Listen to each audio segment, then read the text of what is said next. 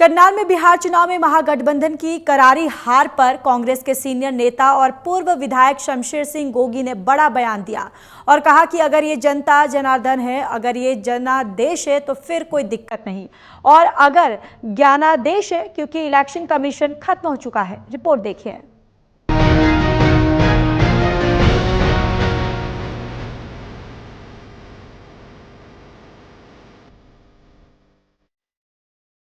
करनाल में बिहार चुनाव में महागठबंधन की करारी हार पर कांग्रेस के सीनियर नेता और पूर्व विधायक शमशेर सिंह गोगी ने कहा, अगर ये जनता जनार्दन है, अगर ये जनादेश है तो फिर कोई दिक्कत नहीं, और अगर ज्ञानादेश है क्योंकि इलेक्शन कमीशन खत्म हो चुका है। उन्होंने कहा कि इलेक्शन कमीशन इसलिए बनाई गई थी कि संविधान में इसे संवैधानिक संस्था बनाने का प्रावधान इसलिए रखा गया था कि जब भी लोकतंत्र के अंदर चुनाव हो तो उस पर पहरा इलेक्शन कमीशन देगी, लेकिन इलेक्शन कमीशन ऐसा नहीं कर रहा।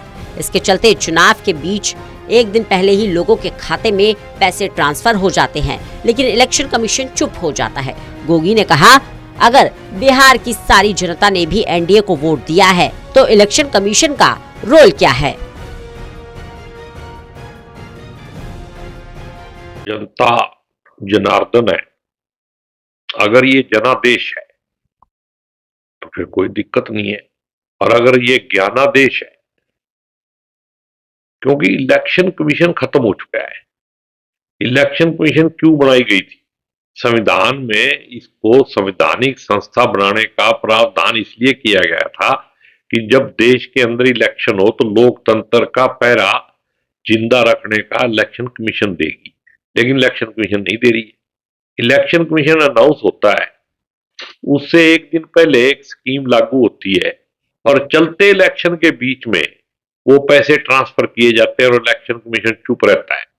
मैं कहता हूं सारी जनता ने वोट दे दिए उनको, एनडीए को, लेकिन इलेक्शन कमीशन का रोल क्या था ये तो क्लियर होना चाहिए।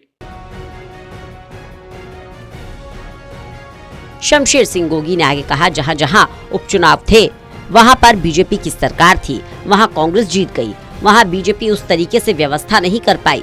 उन्होंने कहा, किस तरह की मैनेजमेंट है जहां एक संवैधानिक संस्था खत्म हो चुकी है। और जहां जहां बाई इलेक्शन हुए, जहां इनकी सरकार थी, वहां भी कांग्रेस जीत गई क्योंकि वहां इन्होंने उस तरीके से मैनेज नहीं किया। ये मैनेजमेंट है, कौन सी मैनेजमेंट है जिसमें एक संवैधानिक संस्था ही खत्म हो गई। एसआईआर का मुद्दा चल रहा था, एसआईआर के मुद्दे को सुप्रीम कोर्ट ने कितना लपकाया। 4 तारीख को फाइनल लिस्ट आती है और 6 तारीख को वोटिंग है। क्या करेंगे भाई? फिर तो ये नॉर्थ कोरिया बना दो, रशिया बना दो, चाइना बना दो, इसी तरह से इलेक्शन होंगे। मैं कहता हूं एक भी वोट चोरी नहीं हुई मान लो, लेकिन इलेक्शन कमीशन ही नहीं है तो वोट चोरी का कौन करेगा? जिसकी सरकार है उसी की बन जाएगी।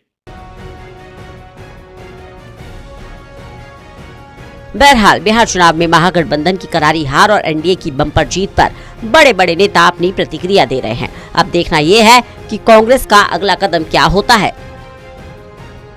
करनाल से कमलदीप की रिपोर्ट।